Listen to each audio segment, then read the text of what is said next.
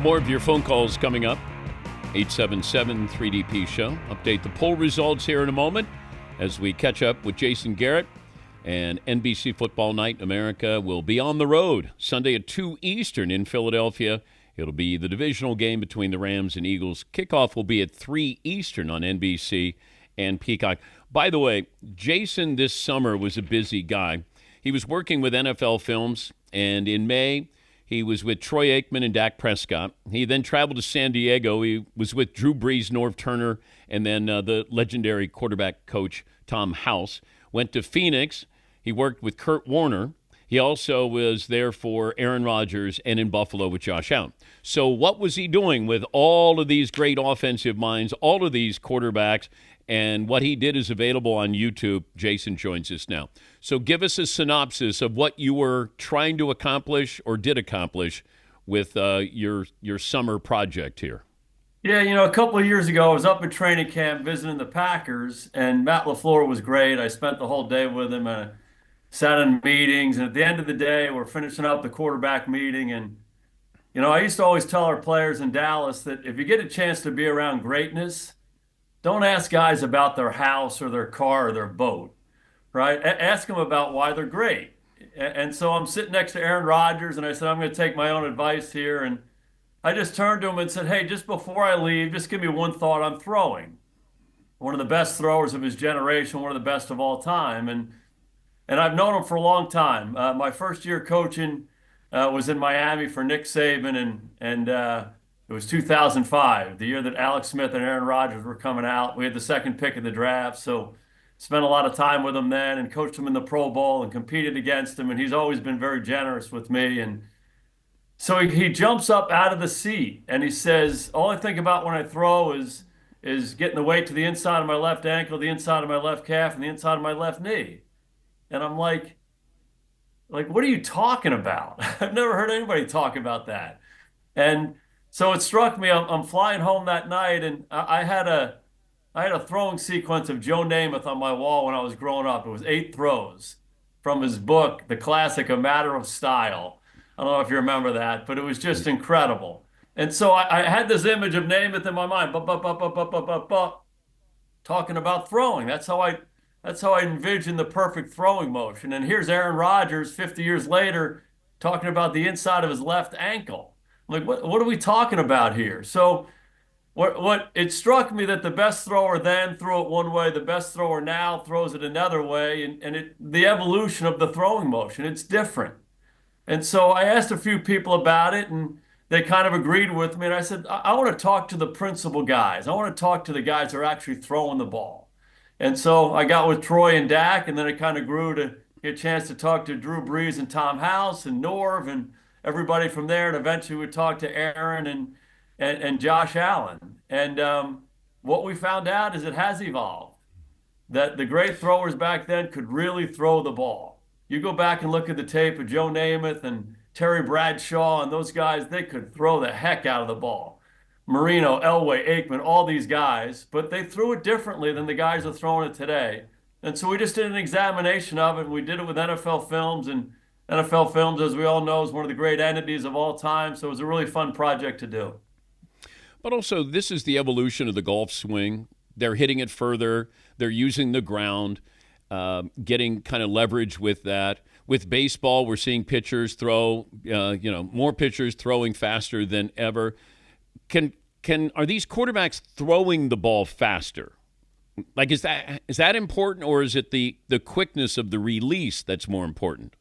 Well, one thing that, part of this project is we're going to try to go deeper on this. It was a 22-minute segment, NFL Films Presents, and one of my pangs when we finished it was we probably used less than 1% of the content for each of the guys. Troy Aikman talked about it for over an hour. Drew Brees, hour and a half. I mean, we had so much great stuff, and you have to try to fit it into this little window. So I think you can go a lot deeper on all this. And one of the great takeaways is all these rotational athletes do things with the same principles of physics. And you said it. It's ground force, it's rotation, it's lag.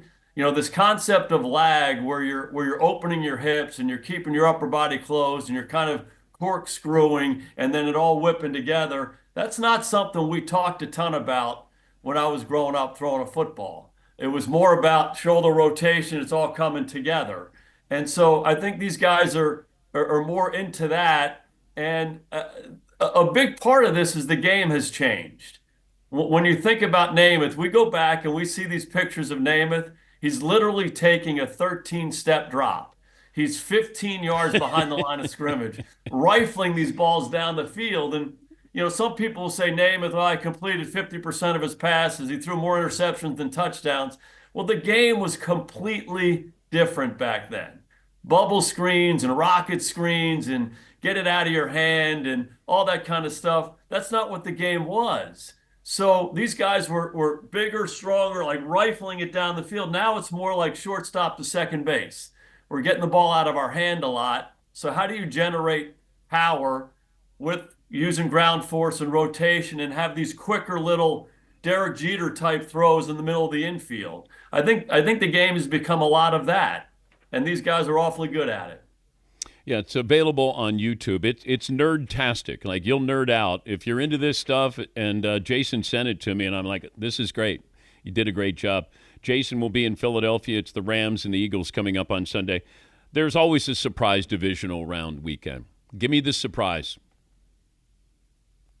I don't think there's a surprise this weekend. I really don't. I think Kansas City wins, as great as Houston was last week. We had the show on Sunday night, and we had these gigantic pictures of Andy Reid, Patrick Mahomes, and Travis Kelce behind us. And I just turned around and said, first ballot, first ballot, first ballot. And they're playing at home. I think it's hard for Houston, as great as they played last week, to go up there and beat them. I really do. I think it'll be hard for Washington to go into Detroit to win. As great as Jaden Daniels was last week, I think it's going to be hard for the Rams to go to Philly and win. And then the one that I think everybody's waiting for is Josh against Lamar, and I think that's a pick 'em anyway. So I don't see any big surprises. I think we have 4 great games. You got to take Josh Allen or Lamar Jackson? Who are you taking? Every time I'm on this show, you're asking me these kinds of questions.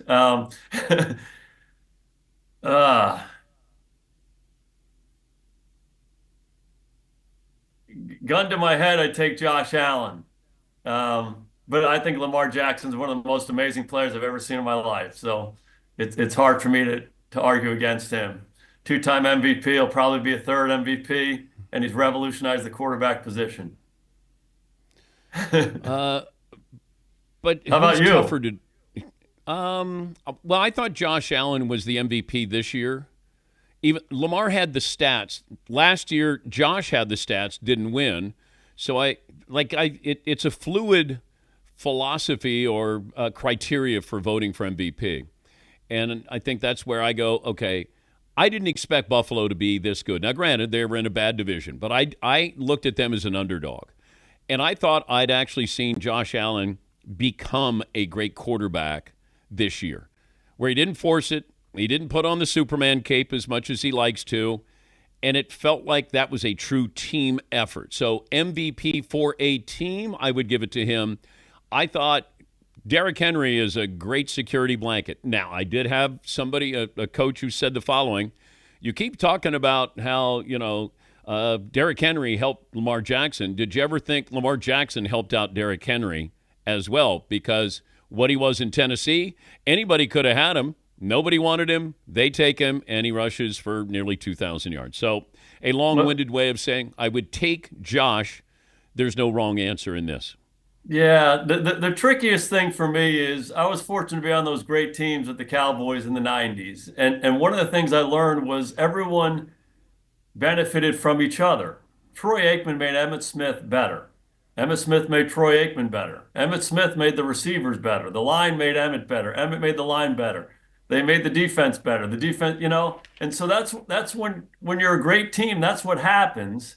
And sometimes you say each of the guys, their candidacy for something like MVP gets diminished because, hey, he's got Derrick Henry. Well, he's, and fair or unfair, but that's what teams are. Magic and Kareem played together. Bird and McHale played together. I mean, Jordan and Pippen played together. I mean, if you want to be a great championship team, you have to have good players around you. And so I don't think we should diminish Lamar, but it certainly is an advantage for Lamar to have Big 22 behind him. Jason Garrett, NBC Football Night in America, former Cowboys head coach. What advice would you give Deion Sanders about taking the Cowboys job if offered? If he wants to do it, he should take it. He's done an amazing job at Colorado. I think he's changing college football in some ways, and he's impacting a ton of lives. But if he feels compelled to dive into it, dive into it. He and Jerry have a long relationship, and But they've what had does a he close. need to know, though, Jason, about Jerry the owner, Dion the coach, that's different than that owner and that player? So this is different. This is day to day, week to week, game to game, and that's a whole different game. No doubt, but I bring that up just because that relationship matters. I think Dion knows Jerry, Jerry knows Dion, and I think they can have the kind of conversations you need to have between owner slash general manager and head coach. You got to be able to be honest and to direct with each other. And when you're the head coach in that situation, sometimes things don't go your way. Sometimes you want to do something and the owner and general manager wants to do something else. And that's part of the deal. Everybody's got a boss, right? So I do think they can be honest with each other. I don't think they'll be walking on eggshells around each other. I think they value their relationship, and I think they can be direct with each other. And I think that benefits that situation. So my encouragement to him would be tell Jerry what you think. It might not go your way. Tell him what you think. He needs to know what you think about this player, this coach, this philosophy, what we're doing on offense, defense. And then if it becomes something where you have to get into it, you have a disagreement, hopefully you can rely on that relationship you've had to work your way through it. And I think that's an important thing. Just feels like they're two CEOs, though, Jason. Well, if you think about what the position of head coach is, there's a lot of great coordinators on offense and defense who go become head coaches and they're not real good at it because maybe they don't fully understand that being a head coach is a leadership position first and foremost. And there has to be layers of leadership in an organization. It's multi-tiered leadership. And so it's owner and general manager, but then it's head coach, and then it's coordinators, it's quarterback, all of that. So I don't know that because both of them have leadership CEO type skills, I don't know that it has to be combative. It can be layered. And I think that's an important piece of this. Hopefully they don't step over each other. And hopefully the big CEO gives the next CEO a chance to put his imprint on the team because I think that's an important part of it. But what was it like when Jerry's holding his own press conference? Sometimes it could be challenging because, as you know, media people That's a love that's to, a fun word there, challenging. yeah, media people love to find the wedge, and so sometimes, Jerry would say something, and I think the people who were covering our team knew that probably that wasn't something that I agreed with, and they'd say, "Hey, Jerry said this. What do you think about that?" So you had to deal with that. But it comes with the dinner, as Troy used to say. You just figure it out, and you can't let those things detract from what you're trying to build. Sometimes you'd wish they weren't there. You didn't have to deal with those distractions. There's a lot of attention on that team anyway, so why are we, adding fuel to the fire? But again, it's part of it, and you work your way through it. I asked Tim Cowlishaw if I said to Jerry Jones, you can't have a radio show, can't do any interviews for the next 5 years, but I'm going to guarantee you a Super Bowl. Would Jerry be able to go without being interviewed, do his radio shows, if I said you're going to win a Super Bowl? Um, Again, I just don't think uh, I just don't think he wants to give that up. Someone asked me the other day, do you go in there and do you try to change Jerry Jones? I said, he's 82 years old. You're not changing him. This Yeah. is what he wants to do. He took a lot of risk in his life. He made a lot of money. He'll tell you the story about how he bought the Dallas Cowboys, a risky endeavor. And with that risk comes a lot of reward and a lot of freedom. And part of it is he feels like he wants to be the lead voice of the organization. And I don't see him giving that up anytime soon. That's for sure. You'll find Jason Garrett, this video. I don't even know how to describe it, but it's on YouTube. And if you love sort of the evolution of the quarterback and throwing and hearing from all these Hall of Famers, it's really great. It's nerd-tastic, as I've come up with that word. And Jace will be on the road. It'll be Football Night in America in the afternoon on Sunday. They start at 2 o'clock with the Rams and the Eagles. Safe travels, and thanks for joining us. Yeah, thanks, Dan. Always enjoy it. Have a good weekend. That Jason Garrett.